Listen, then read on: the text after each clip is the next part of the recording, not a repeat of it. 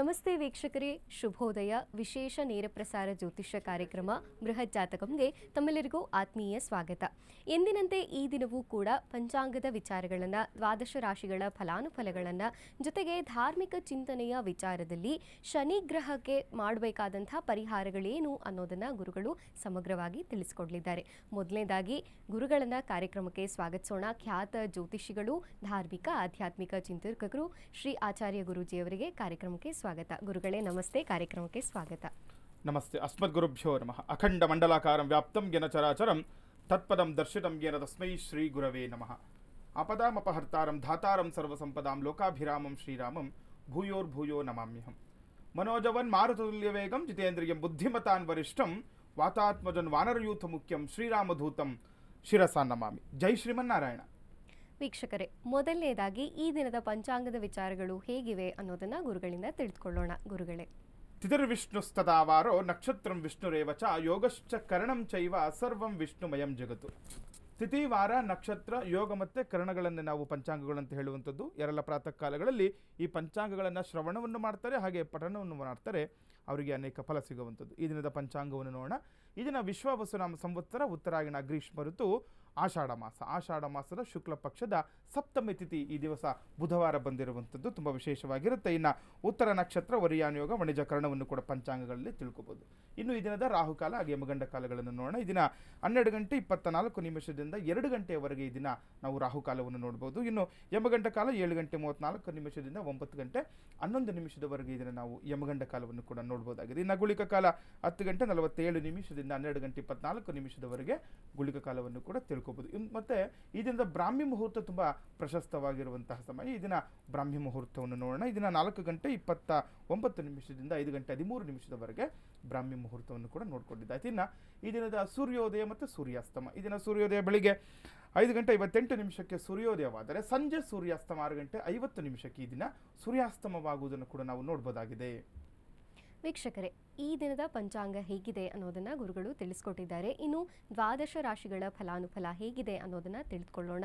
ಕಾರ್ಯಕ್ರಮದಲ್ಲಿ ನೀವು ಕರೆ ಮಾಡಬಹುದು. ನಿಮ್ಮ ಏನೇ ಸಮಸ್ಯೆಗಳಿಗೂ ಕೂಡ ಗುರೂಜಿ ಅವರಿಂದ ನೇರವಾಗಿ ಪರಿಹಾರಗಳನ್ನು ಕಂಡುಕೊಳ್ಳಬಹುದು. ಗುರುಗಳೇ, ಇನ್ನು ದ್ವಾದಶ ರಾಶಿಗಳ ಫಲಾನುಫಲ ಈ ದಿನ ಹೇಗಿದೆ? ನೋಡಿ, ಈ ದಿನ ಸಪ್ತಮಿ ಬುಧವಾರ ತುಂಬ ವಿಶೇಷವಾಗಿರುವಂಥ ದಿನ, ಆಷಾಢ ಮಾಸ.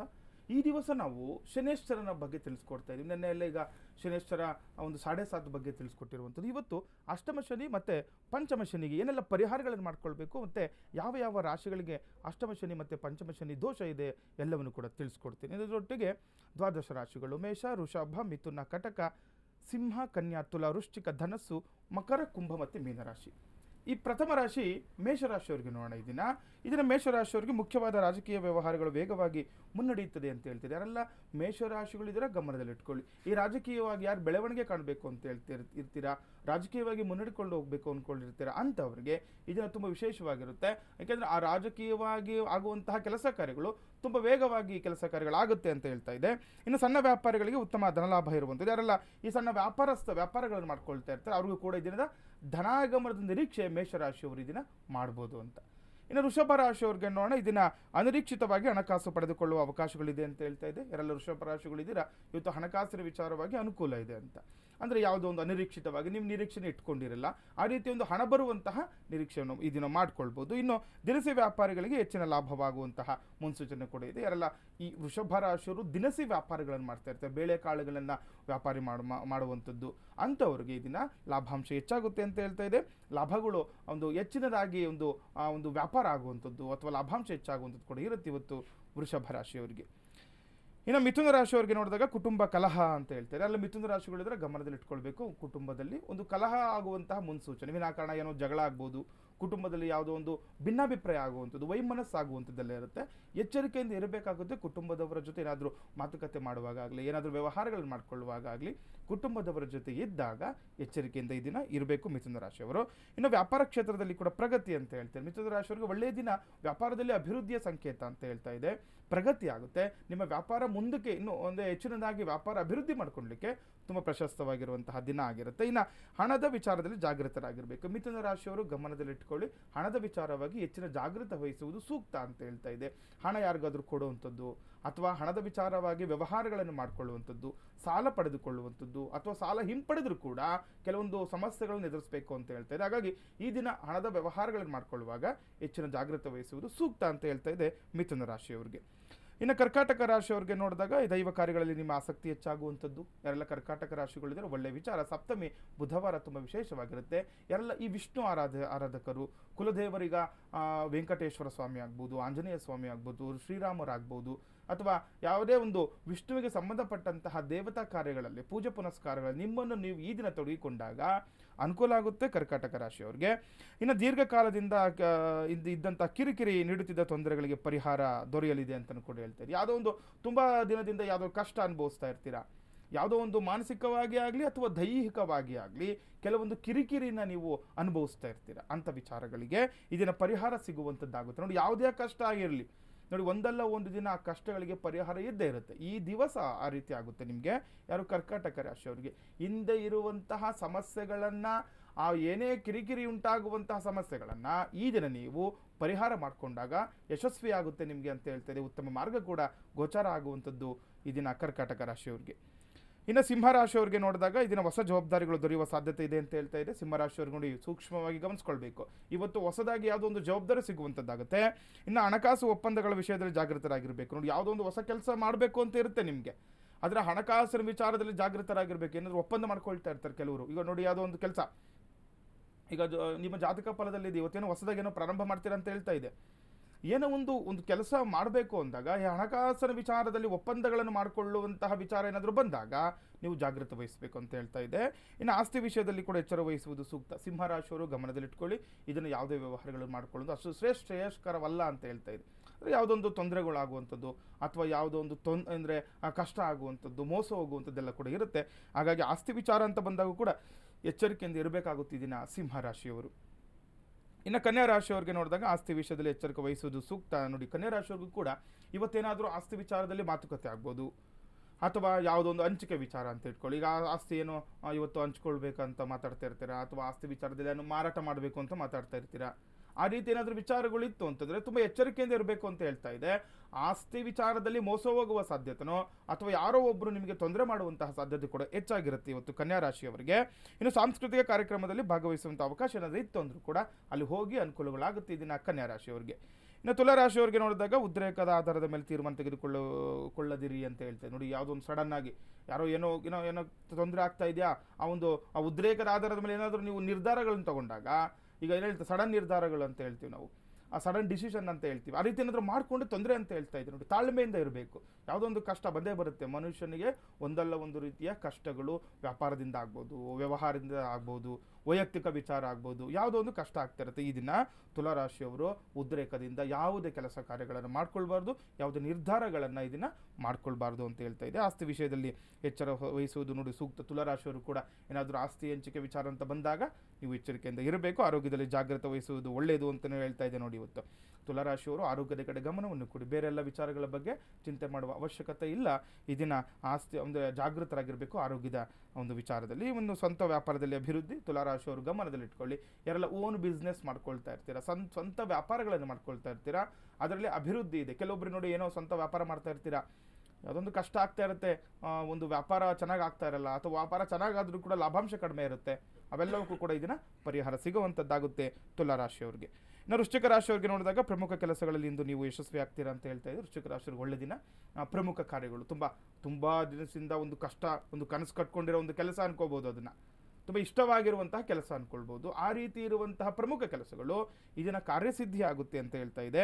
ಆ ಒಂದು ಪ್ರಮುಖ ಕಾರ್ಯಗಳಿಂದ ನೀವು ಯಶಸ್ವಿ ಆಗ್ತೀರಾ, ಜಯಶೀಲರಾಗ್ತೀರಾ. ಇನ್ನು ಹೊಸ ಜವಾಬ್ದಾರಿಗಳು ಕೂಡ ದೊರೆಯುವ ಸಾಧ್ಯತೆ ಹೆಚ್ಚಾಗಿರುವಂಥದ್ದು ವೃಶ್ಚಿಕ ರಾಶಿಯವರಿಗೆ ಇವತ್ತು ಒಳ್ಳೆ ದಿನ ನೋಡಿ. ಏಕೆಂದರೆ ನಿಮ್ಮ ಕೆಲಸ ಕಾರ್ಯಗಳು ಯಾವಾಗ ಯಶಸ್ವಿ ಆಗುತ್ತೆ ಮತ್ತು ಹೊಸ ಜವಾಬ್ದಾರಿಗಳು ಸಿಗುವಂಥದ್ದು ಕೂಡ ಆಗುತ್ತೆ. ಹಾಗಾಗಿ ಆ ರೀತಿ ಇರುವಂತಹ ಅವಕಾಶಗಳೇನಾದರೂ ಇತ್ತು ಅಂದರೆ ಅದನ್ನು ಸದುಪಯೋಗ ನೀವು ಇದನ್ನು ಪಡ್ಕೊಳ್ಬೇಕು ವೃಶ್ಚಿಕ ರಾಶಿಯವರು.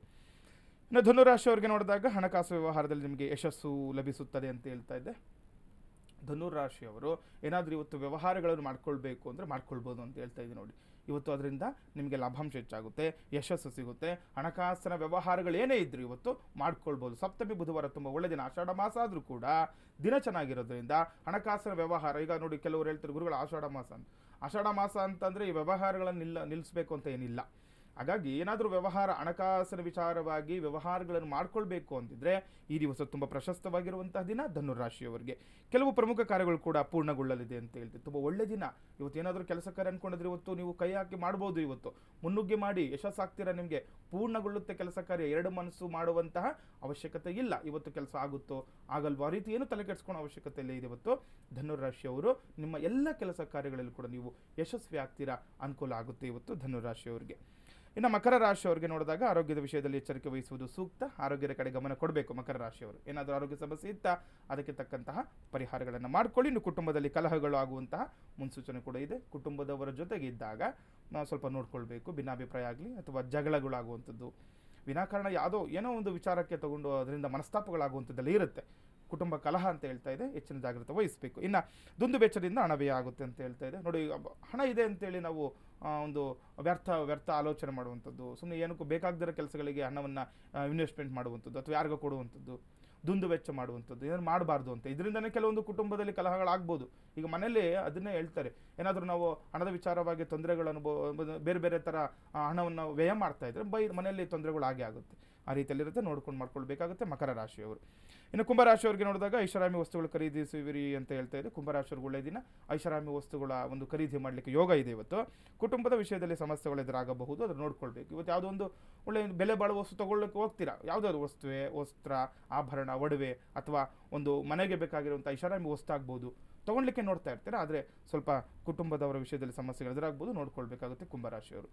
ಕಡೆಯ ರಾಶಿ ಮೀನರಾಶಿ. ವಸ್ತ್ರಾಭರಣಗಳ ಖರೀದಿ ಯೋಗ ಇದೆ. ಮೀನರಾಶಿಯವರು ಕೂಡ ಇದನ್ನ ವಸ್ತ್ರ ಆಭರಣ ಖರೀದಿ ಯೋಗ ಇರುವಂಥದ್ದು. ಇವತ್ತು ಏನಾದರೂ ಆ ರೀತಿ ಮನಸ್ಸಲ್ಲಿತ್ತು ಯಾವುದೋ ಏನೋ ಒಂದು ತಗೋಬೇಕು ಅಂದ್ಕೊಂಡಿದ್ರೆ ಬಟ್ಟೆ ಆಗಲಿ ಒಡವೆ ಆಭರಣಗಳಾಗಲಿ ಇವತ್ತು ತಗೊಳ್ಬೋದು. ಅನುಕೂಲ ಇದೆ. ಇನ್ನು ದೂರದ ಪ್ರಯಾಣದಲ್ಲಿ ಎಚ್ಚರಿಕೆ ಇರಬೇಕು. ಮೀನರಾಶಿಯವರು ಏನಾದರೂ ಪ್ರಯಾಣ ಇತ್ತು ಅಂತಂದರೆ ಎಚ್ಚರಿಕೆಯಿಂದ ಓಡಾಡಬೇಕಾಗುತ್ತೆ.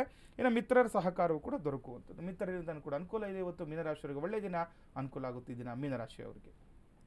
ಧಾರ್ಮಿಕ ಚಿಂತನೆಯ ವಿಚಾರದಲ್ಲಿ ಗುರುಗಳು ನಿನ್ನೆ ಶನಿಗ್ರಹದ ಬಗ್ಗೆ ಸಮಗ್ರ ಮಾಹಿತಿಯನ್ನು ನೀಡಿದರು. ಶನಿಗ್ರಹ 7.5 ಇದ್ದರೆ, ಕಾಟ ಇದ್ದರೆ ಹೇಗೆಲ್ಲ ಅದನ್ನು ಪರಿಹಾರ ಮಾಡಿಕೊಳ್ಬೇಕು ಅಂತ ಈ ದಿನ ಗುರುಗಳಿಂದ ಕೇಳಿ ತಿಳ್ಕೊಳ್ಳೋಣ.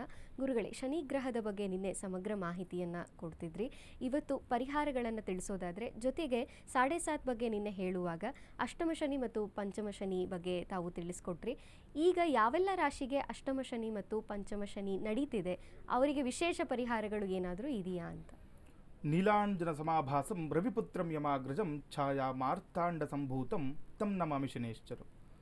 ನೋಡಿ, ನಿನ್ನೆ ವಿಶೇಷವಾಗಿರುವಂತಹ ಮಾಹಿತಿಯನ್ನು ಹಂಚ್ಕೊಂಡ್ವಿ ನಾವು ಶನೇಶ್ಚರನ ಬಗ್ಗೆ. ಅಂದರೆ ಒಂದು ಶನಿಗ್ರಹ ಯಾವ ರೀತಿ ಒಂದು ಜಾತಕದಲ್ಲಿ ನೀಚ ಸ್ಥಾನದಲ್ಲಿ ಬಂದುಬಿಟ್ರೆ ಅಥವಾ ಶನಿ 7.5 ಪ್ರಾರಂಭ ಆದರೆ ಏನೆಲ್ಲ ತೊಂದರೆಗಳನ್ನು ಒಬ್ಬ ಮನುಷ್ಯ ಅನುಭವಿಸ್ಬೇಕು ಎಲ್ಲವನ್ನು ಕೂಡ ನಾವು ನೋಡ್ಕೊಂಡಿದ್ದಾಯಿತು. ಅಂದರೆ ಶನೇಶ್ಚರನ ಒಂದು ಕಾರಕತ್ವವನ್ನು ತಿಳ್ಕೋಬೇಕು ಅಂತ ಹೇಳುತ್ತೆ. ನೋಡಿ, ಶನೇಶ್ವರ ಒಂದು ಜೀವನದಲ್ಲಿ ಒಬ್ಬ ಮನುಷ್ಯನ ಜೀವನದಲ್ಲಿ ಒಂದು ಶನೇಶ್ವರ ಒಂದು ದಶಾಭುಕ್ತಿಗಳಾಗಲಿ 7.5 ಆಗಲಿ ಅಷ್ಟಮ ಶನಿ ಆಗಲಿ ಅಥವಾ ಪಂಚಮ ಶನಿ ಆಗಲಿ ಏನಾದರೂ ಪ್ರವೇಶ ಆಯಿತು ಅಂತಂದರೆ ಅವನ ಪೂರ್ವಾರ್ಜಿತ ಕರ್ಮಗಳನ್ನು ತೊಳೆದು ಹಾಕ್ಕೊಳ್ಲಿಕ್ಕೆ, ಅಂದರೆ ನೋಡಿ, ಆಗ ಏನೋ ಒಂದು ಗೊತ್ತಿಲ್ಲದೆ ಏನೋ ತಪ್ಪುಗಳು ಮಾಡಿರ್ತೀವಿ ಅಥವಾ ಪೂರ್ವಾರ್ಜಿತ ಕರ್ಮ ಫಲಗಳಾಗ್ಬೋದು. ನಾವು ಹೇಳ್ತೀವಿ ಇಂದಿನ ಜನ್ಮದ ಕರ್ಮ ಫಲಗಳನ್ನು ಈ ಜನ್ಮದಲ್ಲಿ ಅನುಭವಿಸ್ಬೇಕು ಅಂತ ಹೇಳ್ತೇವೆ. ಸಂಚಿತ ಕರ್ಮ ಅಂತ ಹೇಳ್ತಾ ಇರ್ತಾರೆ, ಕ್ರಿಯಾಕರ್ಮ ಅಂತ ಹೇಳ್ತಾ ಇರ್ತಾರೆ, ಪೂರ್ವಾರ್ಜಿತ ಕರ್ಮ ಅಂತ ಹೇಳ್ತಾ ಇರ್ತಾರೆ. ಆ ರೀತಿ ಇರುವಂತಹ ಕರ್ಮ ಫಲಗಳನ್ನು ಈ ಒಂದು ಜೀವನದಲ್ಲಿ ಈ ಒಂದು ಜನ್ಮದಲ್ಲಿ ನಮಗೆ ಆ ಒಂದು ಕರ್ಮ ಫಲಗಳಿಂದ ವಿಮುಕ್ತಿ ಕೊಡುವಂಥವನೇ ಮೋಕ್ಷಕಾರಕ ಶನೇಶ್ವರ ಸ್ವಾಮಿ ಅಂತ ನಾವು ಹೇಳ್ತೀವಿ. ನೋಡಿ, ಕಲಿಯುಗಕ್ಕೂ ಕೂಡ ತುಂಬ ವಿಶೇಷವಾಗಿರುತ್ತೆ, ಪ್ರಾಮುಖ್ಯತೆ ಇದೆ ಒಂದು ಶನೇಶ್ವರ ಸ್ವಾಮಿ. ನಾವೀಗ ಹಿಂದೆಲ್ಲ ನಾವು ತುಂಬ ದೇವಸ್ಥಾನಗಳು ಇರಲಿಲ್ಲ, ಶನೇಶ್ವರನ ದೇವಸ್ಥಾನಗಳು. ಈಗ ಎಲ್ಲ ಕಡೆ ಕೂಡ ಶನೇಶ್ವರ ದೇವಸ್ಥಾನ ಆಗ್ತಾ ಇದೆ. ಯಾಕಂದರೆ ಅಷ್ಟು ಇದು ಓದ್ತಿಲ್ಲ, ನಾನು ಹೇಳ್ತಿರುವಂಥದ್ದು ಅಥವಾ ನಿನ್ನೆ ಮೊನ್ನೆ ಆಗಿರುವಂಥದ್ದಲ್ಲ. ಇದು ತಲತಲಾಂತರವಾಗಿ ಋಷಿಮುನಿಗಳಿಂದ ಬಂದಿರುವಂಥದ್ದು. ನಮ್ಮ ಹಿರಿಯರು ಕೂಡ ಇದನ್ನೆಲ್ಲ ಅನುಸರಿಸಿ ಬರ್ತಾ ಇದ್ದಾರೆ. 7.5 ಅಂತ ಇದು ಇವತ್ತು ನೆನ್ನೆ ಮಾಡಿರುವಂಥದ್ದಲ್ಲ, ಹಿಂದಿನವ್ರಿಗೂ ಕೂಡ ಗೊತ್ತಿತ್ತು. ಶನಿ 7.5 ಬಂದರೆ ಹೆಂಗಿರುತ್ತೆ. ಈಗ ನೋಡಿ, ಒಂದು ಯುಗಾದಿ ಭವಿಷ್ಯ ಅಂತ ಬಂದಾಗ ಅವ್ರು ಕೇಳ್ತಿದ್ದು ಇಷ್ಟು, ಗುರು ಶನಿ ಯಾವ ರೀತಿ ಇದ್ದಾರೆ ನಮ್ಗೆ ಹೇಳಿ ಅಂತ ಇಷ್ಟೇ ಕೇಳ್ತಿದ್ದಂತೆ ನೋಡಿ ಅವಾಗೆಲ್ಲ. ಈಗ ನಮ್ಮೆಲ್ಲ ಹಿಂದೆ ನಮ್ಮ ಹಿರಿಯರು ಒಂದು ಪಂಚಾಂಗ ನೋಡುವಾಗ, ಹಬ್ಬದ ದಿನ ಪಂಚಾಂಗ ನೋಡುವಾಗ ಗುರು ಮತ್ತು ಶನಿದೇ ಪ್ರಾಮುಖ್ಯತೆ ತಗೊಳ್ತಾ ಇದ್ರು. ಅಷ್ಟು ಒಂದು ಪ್ರಾಮುಖ್ಯತೆ ಇದೆ ಒಂದು ನವಗ್ರಹಗಳಲ್ಲಿ ಶನೇಶ್ವರ ಸ್ವಾಮಿಗೆ. ಈ 7.5 ಇವಾಗ ನೋಡಿ, ಈಗ 7.5 ಎಲ್ರಿಗೂ ಕೂಡ ಗೊತ್ತಿರುವಂಥದ್ದು ಮೀನರಾಶಿಯಲ್ಲಿ ಜನ್ಮದವ್ರಿಗೆ, ಆ ಜನ್ಮದಲ್ಲಿ ಮೀನರಾಶಿಯಲ್ಲಿ ಈ ಶನೇಶ್ವರ ಇರೋದ್ರಿಂದ ಮೇಷಗೆ ಮತ್ತೆ ಏನು ಕುಂಭರಾಶಿವರೆಗೂ ಕೂಡ 7.5 ಆಗ್ತಾ ಇರುತ್ತೆ. ಇನ್ನು ಅಷ್ಟಮ ಶನಿ ಪಂಚಮ ಶನಿ ತುಂಬ ವಿಶೇಷವಾಗಿರುತ್ತೆ. ಜಾತಕ ರೀತ್ಯ ಅಷ್ಟಮ ಶನಿ ಪಂಚಮ ಶನಿ ಏನಾದರೂ ಜಾತಕ, ಕೆಲವೊಂದು ನೋಡಿ, ಈಗ ನಾವು ಜಾತಕವನ್ನು ನೋಡುವಾಗ ಕೂಡ ಅಷ್ಟಮ ಶನಿ ಮತ್ತು ಪಂಚಮ ಶನಿ ನೋಡ್ತೀವಿ. ಅಂದರೆ ಒಂದು ಜನ್ಮ ಜಾತಕರಿಂದ ಒಂದು ದಿನಾಂಕವನ್ನು ನೋಡಿದಾಗ ಅವರೊಂದು ಜನ್ಮಸ್ಥಳ ಮತ್ತು ಅವರ ಒಂದು ಆ ಜನನ ಒಂದು ಸಮಯವನ್ನು ತೆಗೆದುಕೊಂಡಾಗ ಅದರಲ್ಲಿ ನಮಗೆ ಗೋಚಾರ ಆಗುತ್ತೆ. ಗೋಚಾರ ಒಂದು ಫಲದಲ್ಲಿ ರಾಶಿ ಕುಂಡಲಿಯಲ್ಲಿ ಏನಾದರೂ ಅಷ್ಟಮ ಸ್ಥಾನದಲ್ಲಿ ಶನಿ ಏನಾದರೂ ನೀಚ ಸ್ಥಾನದಲ್ಲಿ ಇತ್ತು ಅಂತಂದರೆ, ಅಥವಾ ಪಂಚಮದಲ್ಲಿ ನೀಚ ಸ್ಥಾನದಲ್ಲಿ ಬಂದ ಅಂತಂದರೆ, ಅಥವಾ ಪಂಚಮದಲ್ಲಿದ್ದು ಯಾವುದಾದ್ರೂ ಈ ರಾಹು ಗ್ರಹನೋ ಅಥವಾ ಕೇತು ಗ್ರಹಗಳ ದೃಷ್ಟಿ ಇತ್ತು ಅಂದು ಕೂಡ ಈ ತುಂಬ ಅದು ಎಫೆಕ್ಟ್ ಆಗಿಬಿಡುತ್ತೆ ಅಂತ, ತುಂಬ ತೊಂದರೆಗಳನ್ನು ಕೊಡ್ತಾರೆ ಅಂತ ಹೇಳುತ್ತೆ. ಪ್ರಸ್ತುತವಾಗಿ ಯಾವೆಲ್ಲ ರಾಶಿಗಳಿಗೆ ಈ ಅಷ್ಟಮ ಶನಿ ಮತ್ತು ಪಂಚಮ ಶನಿಯ ಕಾಟ ಶುರುವಾಗಿದೆ, ಮತ್ತು ಅವರು ಏನು ವಿಶೇಷವಾಗಿ ಎಚ್ಚರಿಕೆಯನ್ನು ವಹಿಸಬೇಕಾಗತ್ತೆ ಗುರುಜಿ? ನೋಡಿ, ತುಂಬ ವಿಶೇಷವಾಗಿರುವಂತಹ ಮಾಹಿತಿ ಇದು. ಅಷ್ಟಮ ಶನಿ ಇರುವಂಥದ್ದು ಸಿಂಹರಾಶಿಯವರಿಗೆ. ಈಗ ಸಾಮಾನ್ಯವಾಗಿ ಹೇಳ್ತಾ ಇರ್ತಾರೆ ಗುರುವಿನ ದೃಷ್ಟಿ ಇದೆ ಸಿಂಹರಾಶಿಯವರಿಗೆ, ಆದರೂ ಕೂಡ ಅಷ್ಟಮ ಶನಿ ಇರೋದ್ರಿಂದ ತುಂಬ ತೊಂದರೆಗಳನ್ನ ಎದುರಿಸಬೇಕಾಗುತ್ತೆ. ಯಾಕಂದರೆ ಸಮಯ ನೋಡಿ, ನಮಗೆ ಸಾಮಾನ್ಯವಾಗಿ ಕೇಳ್ತಾ ಇರ್ತಾರೆ ಸಿಂಹರಾಶಿಯವರಿಗೆ ಗುರು ದೃಷ್ಟಿ ಇರೋದ್ರಿಂದ, ಇವಾಗ ನಮಗೆ ಗುರು ದೃಷ್ಟಿ ಇದೆಯಲ್ಲ, ನಮಗೆ ಕೆಲವ್ರಿಗೆ ಹೇಳ್ತಾರೆ ಗುರುಬಲ ಇದ್ದು ಗುರು ದೃಷ್ಟಿ ಇದ್ರೂ ಮದುವೆಗಳು ಆಗ್ತಾ ಇರಲ್ಲ. ಈ ಗುರುಬಲ ಬಂತು ಗುರು ದೃಷ್ಟಿ ಬಿತ್ತು ಅಂತಂದರೆ ಅವ್ರಿಗೆ ತುಂಬ ಅನುಕೂಲಗಳು ಆಗಬೇಕು. ನೋಡಿ, ಯಾವುದೋ ಒಂದು ವ್ಯಾಪಾರ ಪ್ರಾರಂಭ ಮಾಡಿರ್ತಾರೆ, ಆ ವ್ಯಾಪಾರ ಏನಾಗುತ್ತೆ, ಎಲ್ಲ ಚೆನ್ನಾಗಿರುತ್ತೆ, ಎಲ್ಲ ಅಭಿವೃದ್ಧಿ ಆಗುವಂಥ ಸಂದರ್ಭ ಇದ್ದಾಗಲೇ ಕೂಡ ಯಾವುದೋ ಒಂದು ತೊಂದರೆ ಬಂದ್ಬಿಡುತ್ತೆ. ಈ ರೀತಿ ಏನಾದರೂ ಆಗ್ತಾ ಇತ್ತು ಅಂತಂದರೆ ಶನೇಶ್ವರ ಅಷ್ಟಮ ಶನಿ ದೋಷವನ್ನು ನೀವು ಅವಶ್ಯಕವಾಗಿ ಪರಿಹಾರಗಳನ್ನು ಮಾಡ್ಕೊಳ್ಬೇಕಾಗುತ್ತೆ. ಗುರೂಜಿ, ಒಂದು ಕರೆ ಸಿದ್ಧವಾಗಿದೆ. ನಮಸ್ಕಾರ, ನಿಮ್ಮ ಹೆಸರು? ಮಾತನಾಡಿ. ನಮಸ್ಕಾರ. ನಮಸ್ಕಾರ, ನಿಮ್ಮ ಹೆಸರು ಹೇಳಿಮಾ? ಮಾತನಾಡಿ, ನಿಮ್ಮ ಹೆಸರು ಹೇಳಿ. ಹಾ, ಯಾರ ಬಗ್ಗೆ ಕೇಳಬೇಕಿತ್ತಮ್ಮ? ನನ್ನ ಮಗಳ ಬಗ್ಗೆ ಕೇಳಬೇಕು. ಹುಟ್ಟಿದ ದಿನಾಂಕವನ್ನು ಅವ್ರು ಹುಟ್ಟಿದ ದಿನಾಂಕವನ್ನ ತಿಳಿಸಿಮಾ. ಹುಟ್ಟಿದ ದಿನ ನನಗೆ ಗೊತ್ತಿಲ್ಲ, ಒಂದ್ ಸ್ವಲ್ಪ. ಹೌದಾ? ನಿಮ್ಮ ಏನೇ ಪ್ರಶ್ನೆ ಇದ್ರೂ ಗುರುಜಿ ಅವರು ಕವಡೆ ಶಾಸ್ತ್ರದ ಮುಖಾಂತರ ಉತ್ತರವನ್ನ ನೀಡ್ತಾರೆ. ಗುರುಗಳ ಬಳಿ ನೇರವಾಗಿ ಮಾತನಾಡಿ. ನಮಸ್ತೆ ಅಮ್ಮ, ಹೇಳಿ, ಏನ್ ಪ್ರಶ್ನೆ ಇತ್ತು? ಅದು ಮಗಳು ಮದ್ವೆ ಆಗಿಲ್ಲ ಗುರುಜಿ. ಮಗಳು ಮದ್ವೆ ಆಗಿಲ್ಲ. ಎಷ್ಟು ವರ್ಷ ಅಮ್ಮ ಇವಾಗ? ಈಗ 30 ವರ್ಷ, ಮದ್ವೆನೇ ಆಗಿಲ್ಲ. ಓಕೆ, 30 ವರ್ಷ. ನೋಡ್ತಾ ಇದ್ದೀರಾ ಇವಾಗ? ನೋಡ್ತಾ ಇದೀನಿ. ನೇತ್ರಾವತಿನಾ? ಅವ್ರದ್ದು ರಾಶಿ ಏನಾದ್ರು ಗೊತ್ತಮ್ಮ? ರಾಶಿ ನಕ್ಷತ್ರ ಏನಾದ್ರು? ರಾಶಿ ಅದೇ ನೇತ್ರಾವತಿ ಅನ್ನೋದು ಹೇಳ್ಬೇಕು ಗುರುಜಿ, ನಮಗೆ ಗೊತ್ತಿಲ್ಲ. ಓಕೆ, ವೃಶ್ಚಿಕ ರಾಶಿ ಬರುತ್ತೆ. ಈಗ ಏನು ಗೊತ್ತಾ, ವೃಶ್ಚಿಕ ರಾಶಿಯವ್ರಿಗೆ ಇವಾಗ ನಾವಿವಾಗ ಅದ್ರ ಬಗ್ಗೆನೇ ಮಾತಾಡ್ತಾ ಇದ್ವಿ ನೋಡಿ. ಇವತ್ತು ವೃಶ್ಚಿಕ ರಾಶಿಯವರಿಗೆ ಅಷ್ಟಮ ಅಂದರೆ ಇದನ್ನು ಒಂದು ಪಂಚಮ ಶನಿ ಇರೋದ್ರಿಂದ ತುಂಬ ಕಷ್ಟಗಳಾಗ್ತಾ ಇರುತ್ತೆ. ಈಗ ನೋಡಿ, ಈಗ ಪಂಚಮ ಶನಿ ದೋಷ ನಿವಾರಣೆ ಮಾಡ್ಕೊಳ್ಳಿ. ನೋಡಿ, ಏನು ಜಾಸ್ತಿ ತಲೆ ಕೆಡಿಸೋ ಅವಶ್ಯಕತೆ ಇಲ್ಲ. ಮದುವೆ ವಿಚಾರ ಅಂತ ಬಂದಾಗ ನಾವು ಕವಡೆ ಶಾಸ್ತ್ರದಲ್ಲಿ ನೋಡಿದಾಗಲೂ ಕೂಡ ಕೆಲವೊಂದು ಸಮಸ್ಯೆಗಳನ್ನು ಎದುರಿಸ್ತಾ ಇರ್ತೀರಾ. ಅದು ಹೇಳ್ತಾ ಇದೆ, ಈಗ ಶನಿಗೆ ಸಂಬಂಧಪಟ್ಟಂತಹ ಪರಿಹಾರಗಳನ್ನು ಮಾಡ್ಕೊಳ್ಳಿ ಒಂದ್ಸರಿ ನೀವು. ಅಂದರೆ ಈಗ ನಾನು ಕಡೆಯದಾಗಿ ನಿಮ್ಗೆ ಹೇಳ್ತೀನಿ ಏನೆಲ್ಲ ಪರಿಹಾರಗಳು ಮಾಡ್ಕೊಳ್ಬೇಕು, ಅದನ್ನು ಕೂಡ ನೋಡ್ಕೊಳ್ಳಿ. ನಿಮಗೆ ಅದನ್ನು ಪರಿಹಾರಗಳು ಶನಿಗೆ ಸಂಬಂಧಪಟ್ಟದ್ದು ಮಾಡ್ಕೊಳ್ಳಿ. ಈಗ ಮದುವೆ ವಿಚಾರದಲ್ಲಿ ನಿಮಗೆ ಅನುಕೂಲ ಆಗ್ಬೋದು, ಯಾಕಂದರೆ ಒಳ್ಳೆ ದಿನ ನೀವು ಒಳ್ಳೆ ಸಮಯದಲ್ಲಿ ನೀವು ಕರೆ ಮಾಡಿದ್ದೀರಾ, ಅನುಕೂಲ ಆಗುತ್ತಮ್ಮ. ಶನಿಗೆ ಸಂಬಂಧಪಟ್ಟಂತಹ ಪರಿಹಾರ ಮಾಡ್ಕೊಳ್ಳಿ. ನೋಡಿ, ಈಗ ನಾವು ಅಷ್ಟಮ ಶನಿ ಬಗ್ಗೆ ಮಾತಾಡ್ತಾ ಇದ್ವಿ. ಅಷ್ಟಮ ಶನಿ ನಾವು ಸಿಂಹರಾಶಿಯವರಿಗಿದ್ದಾಗ ಪಂಚಮ ಶನಿ ಇರುವಂಥದ್ದು ಈ ವೃಶ್ಚಿಕ ರಾಶಿಯವರಿಗೆ. ವೃಶ್ಚಿಕ ರಾಶಿಯವರು ಪಂಚಮ ಶನಿ ದೋಷ ಕ್ಲಿಯರ್ ಮಾಡ್ಕೊಂಡಿಲ್ಲ ಅಂತಂದರೆ ಏನಾಗುತ್ತೆ, ಯಾವುದೇ ಗುರುಬಲ ಇರಲಿ ಅಥವಾ ಯಾವುದೇ ಒಂದು ಜಾತಕ ರೀತಿಯ ಸಮಸ್ಯೆಗಳು ಚೆನ್ನಾಗಿದ್ರು ಕೆಲವೊಂದು ಸಮಸ್ಯೆ ಇರ್ಬೋದು, ಇನ್ನೊಂದು ಕೆಲವೊಂದು ಅನುಕೂಲಗಳಿರ್ಬೋದು. ಏನೇ ಇದ್ದರೂ ಕೂಡ ಈ ಶನೇಶ್ವರ ಗ್ರಹ ಜೀವನದಲ್ಲಿ ಎಂಟ್ರಿ ಆಯಿತು ಅಂತಂದರೆ ತುಂಬ ತೊಂದರೆಗಳು ಅನುಭವಿಸ್ತೀವಿ ಅಂತ ನಾವು ಹೇಳ್ತಲೇ ಇದ್ದೀವಿ. ಹಾಗಾಗಿ ಇದಕ್ಕೇನೆಲ್ಲ ಪರಿಹಾರಗಳು ಮಾಡ್ಕೊಳ್ಬೇಕು ಅಂತ ನೋಡಿ, ಕೆಲವೊಂದು ಸರಳ ಪರಿಹಾರಗಳನ್ನು ನಾನು ನಿಮ್ಗೆ ತಿಳಿಸ್ಕೊಡ್ತೀನಿ. ಇವಾಗ ಮನೆಯಲ್ಲೇ ಮಾಡುವಂಥದ್ದು. ಕೆಲವೊಬ್ರು ಗುರುಗಳೇ ಅಷ್ಟೆಲ್ಲ ಹೋಮ ಮಾಡಿಸಿದ್ದೀವಿ, ಏನೆಲ್ಲ ಪೂಜೆಗಳು ಮಾಡಿಸಿದ್ದೀವಿ, ನಮಗೇನು ಅನುಕೂಲ ಆಗ್ತಾ ಇಲ್ಲ ಅಂತಂದರೆ ನೋಡಿ, ಪ್ರತಿ ಶನಿವಾರಗಳು 9 ಶನಿವಾರಗಳು ನೀವು ಆಂಜನೇಯನ ದೇವಸ್ಥಾನಕ್ಕೆ ಹೋಗಬೇಕು. ತುಂಬ ಸರಳವಾಗಿರುವಂಥದ್ದು. ನಿಮ್ಮ ಅಕ್ಕಪಕ್ಕದ ದೇವಸ್ಥಾನ ಎಲ್ಲ ಊರುಗಳಲ್ಲೂ ಕೂಡ ಆಂಜನೇಯ ಸ್ವಾಮಿ ದೇವಸ್ಥಾನ ಇದ್ದೇ ಇರುತ್ತೆ. 9 ಶನಿವಾರ ಹೋಗಿ ನೀವು ಆಂಜನೇಯನ ದೇವಸ್ಥಾನಕ್ಕೆ ಹೋಗಿ ಒಂದು ತುಳಸಿ ಅರ್ಚನೆಯನ್ನು ಮಾಡಿ ಬನ್ನಿ, ನಿಮಗೆ ವಿಶೇಷವಾಗಿ ಫಲ ಸಿಗುತ್ತೆ. ಅಥವಾ ಏನಾದರೂ ನಿಮಗೆ ಅವಕಾಶ ಇತ್ತು ಅಂತಂದರೆ ಒಂದು ಕಬ್ಬಿಣ ಬಾಂಡ್ಲಿ ತಗೋಬೇಕು. ಈಗ ನಾವು ಸಾಮಾನ್ಯ ನೋಡಿರ್ತೀವಿ, ಈಗ ಚಿಕ್ಕ ಚಿಕ್ಕ ಬಾಂಡ್ಲಿಗಳೆಲ್ಲ ಸಿಗುತ್ತೆ, ಅದು ಕಬ್ಬಿಣದ ಬಾಂಡ್ಲಿಯಲ್ಲಿ ತೊಗೊಂಡು ಅದರಲ್ಲಿ ಎಳ್ಳೆಣ್ಣೆ ಹಾಕಬೇಕಾಗುತ್ತೆ. ಎಳ್ಳೆಣ್ಣೆ ಹಾಕಿ ಅದರಲ್ಲಿ ಅವರ ಮುಖವನ್ನು ನೋಡಬೇಕು. ಆ ಎಣ್ಣೆಯಲ್ಲಿ ಮುಖವನ್ನು ನೋಡಿ ಅದನ್ನು ದಾನ ಮಾಡಬೇಕು. ಎಲ್ಲಿ ಆಂಜನೇಯ ಸ್ವಾಮಿ ದೇವಸ್ಥಾನ ಆಗ್ಬೋದು ಅಥವಾ ಈ ಶನೇಶ್ವರ ದೇವಸ್ಥಾನಕ್ಕೆ ದಾನ ಮಾಡಿದಾಗಲೂ ಕೂಡ ನಿಮಗೆ ಎಲ್ಲ ದೋಷಗಳು, ಅಷ್ಟಮ ಶನಿ ಆಗಲಿ ಪಂಚಮ ಶನಿ ಆಗಲಿ, ಶನಿ 7.5 ಆಗಲಿ, ಇವೆಲ್ಲವೂ ಕೂಡ ನಿಮಗೆ ಪರಿಹಾರಗಳಾಗುತ್ತೆ. ಇದರೊಟ್ಟಿಗೆ ಇನ್ನೂ ಸರಳ ಆಗಿ ಅಂತಂದರೆ ಎಳ್ಳನ್ನು ದಾನ ಮಾಡುವಂಥದ್ದು. ನೋಡಿ, ಎಳ್ಳು ಮತ್ತು ಕಪ್ಪು ವಸ್ತ್ರವನ್ನು ದಾನ ಮಾಡಬೇಕು.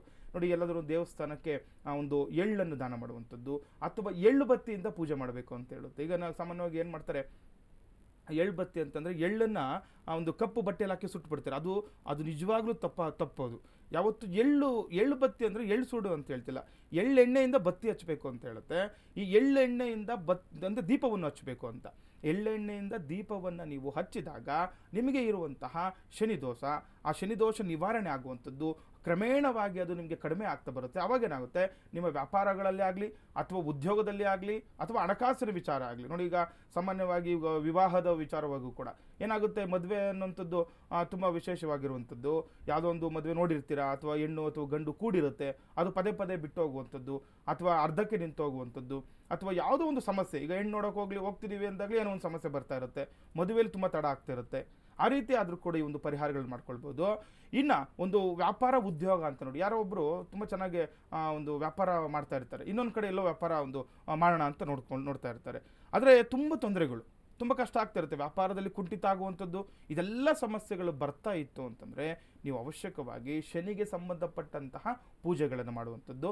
ಇನ್ನು ಶನಿ ಮಂತ್ರ ಜಪವನ್ನು ಇನ್ನೂ ತುಂಬ ವಿಶೇಷವಾಗಿರುತ್ತೆ. ಇದು ಓಂ ಶಂ ಶನೇಶ್ಚರಾಯ ನಮಃ ಅಂತ ನೋಡಿ, ಬೀಜಾಕ್ಷರ ಮಂತ್ರ ತುಂಬ ಸಣ್ಣದಾಗಿರುವಂಥದ್ದು. ಓಂ ಶಂ ಶನೇಶ್ಚರಾಯ ನಮಃ ಈ ಮಂತ್ರವನ್ನು ಕೂಡ ನೀವು ಪ್ರಾತಃ ಕಾಲದಲ್ಲಿ ಎದ್ದು ಸೂರ್ಯೋದಯಕ್ಕೆ ಮೊದಲು ನೋಡಿ, ಹೇಳ್ತಾರೆ ಗುರುಗಳೇ, ನಾವೆಷ್ಟು ಜಪ ಮಾಡ್ಕೊಳ್ತಿದ್ವಿ ಆದರೂ ನಮಗೇನು ಪರಿಹಾರ ಆಗಿಲ್ಲ ಅಂತ. ಅದಕ್ಕೋಸ್ಕರನೇ ನಾವು ದಿನನಿತ್ಯವೂ ಕೂಡ ಈ ಒಂದು ವಾಹಿನಿಯಲ್ಲಿ ಸೂರ್ಯೋದಯ ಮತ್ತು ಸೂರ್ಯಾಸ್ತಮ ತಿಳಿಸ್ಕೊಡ್ತಾ ಬರ್ತಾ ಇರೋದು.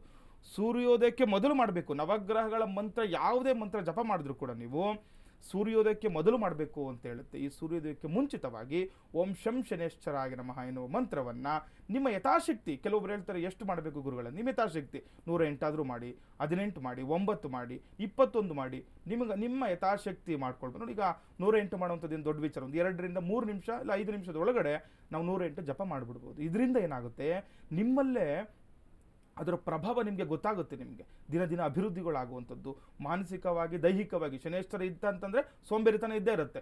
ಸೋಂಬೇರಿತನ ಆಗ್ತಾ ಇತ್ತು, ಆರೋಗ್ಯದಲ್ಲಿ ತೊಂದರೆಗಳು ಆಗ್ತಾ ಇದ್ರು ಕೂಡ ಈ ಮಂತ್ರವನ್ನು ಜಪ ಮಾಡಿ ಅಭೀಷ್ಟ ಸಿದ್ಧಿಯಾಗುತ್ತೆ. ಶನೇಶ್ವರನಿಂದ ನಿಮಗೆ ಅನುಕೂಲಗಳನ್ನು ಕೂಡ ಪಡ್ಕೊಳ್ಬೋದಾಗಿದೆ. ಗುರುಗಳೇ, ಇನ್ನು ಅಷ್ಟಮ ಶನಿ ಮತ್ತು ಪಂಚಮ ಶನಿಯ ಬಗ್ಗೆ ತಾವು ತಿಳಿಸ್ಕೊಡ್ತಿದ್ರಿ. ಇದನ್ನು ರಾಶಿಗೆ ಸಂಬಂಧಪಟ್ಟ ಹಾಗೆ ಎಲ್ಲ ರಾಶಿಗಳು ಆ ಪರಿಣಾಮವನ್ನು ತಗೋಬಹುದಾ, ಆ ಪರಿಹಾರಗಳನ್ನು ಮಾಡ್ಕೋಬಹುದಾ, ಅಥವಾ ಆಯಾ ರಾಶಿಗಳಿಗೆ, ಯಾವ ರಾಶಿಗಳಿಗೆ ಈಗ ಅಷ್ಟಮ ಶನಿ ಪಂಚಮ ಶನಿ ನಡೀತಿದೆಯೋ ಅವರು ಮಾತ್ರ ಇದನ್ನು ಆಚರಿಸ್ಬೇಕಾ? ನೋಡಿ, ಈಗ ನಾವು 2 ಥರ ಹೇಳ್ತಾ ಇದ್ದೀವಿ. ಒಂದು ಜಾತಕ ರೀತ್ಯ, ಒಂದು ಜನ್ಮ ಜಾತಕ ತಗೊಂಡು ಅದರಲ್ಲಿ ಅಷ್ಟಮದಲ್ಲಿ ಏನಾದರೂ ಸ್ಥಿರವಾಗಿದ್ದು ಪಂಚಮದಲ್ಲಿ ಸ್ಥಿರವಾಗಿದ್ದರೂ ಕೂಡ ಪರಿಹಾರ ಮಾಡ್ಕೊಳ್ಬೇಕು. ಇನ್ನು ಈಗ ಸಾಮಾನ್ಯವಾಗಿ ನೋಡಿದಾಗ 2.5 ವರ್ಷಕ್ಕೊಮ್ಮೆ ಒಂದು ಶನಿ ಬದಲಾವಣೆ ಆಗ್ತಾ ಇರುತ್ತೆ. ಈಗ ಮೀನರಾಶಿಯವರು ಇರೋದ್ರಿಂದ ಸಿಂಹ ರಾಶಿಯವರು ಮತ್ತು ವೃಶ್ಚಿಕ ರಾಶಿಯವರು ಇದನ್ನು ಪರಿಹಾರಗಳು ಮಾಡ್ಕೊಳ್ಬೇಕಾಗುತ್ತೆ. ಇದು ಮಾಡ್ಕೊಳ್ಳಿ, ಅನುಕೂಲ ಆಗುವಂಥದ್ದು. ಗುರುಗಳೇ, ಶನಿಗ್ರಹದ ಬಗ್ಗೆ, ಪರಿಹಾರಗಳ ಬಗ್ಗೆ ಸಮಗ್ರ ಮಾಹಿತಿಯನ್ನು ತಿಳಿಸ್ಕೊಟ್ಟಿದ್ದೀರಿ. ಜೊತೆಗೆ ವೀಕ್ಷಕರೇ, ಪಂಚಾಂಗದ ವಿಚಾರಗಳನ್ನು ಹಾಗೆಯೇ ದ್ವಾದಶ ರಾಶಿಗಳ ಫಲಾನುಫಲಗಳನ್ನು ನಾವು ಗುರುಗಳಿಂದ ತಿಳಿದುಕೊಂಡಿದ್ದೇವೆ. ಧನ್ಯವಾದಗಳು ಗುರುಗಳೇ. ಲೋಕ ಸಮಸ್ತ ಸುಖಿನೋ ಭವಂತು, ಸಮಸ್ತ ಸನ್ಮಂಗಳಾನಿ ಭವಂತು. ಶ್ರೀಮತೆ ರಾಮಾನುಜಾಯ ನಮಃ.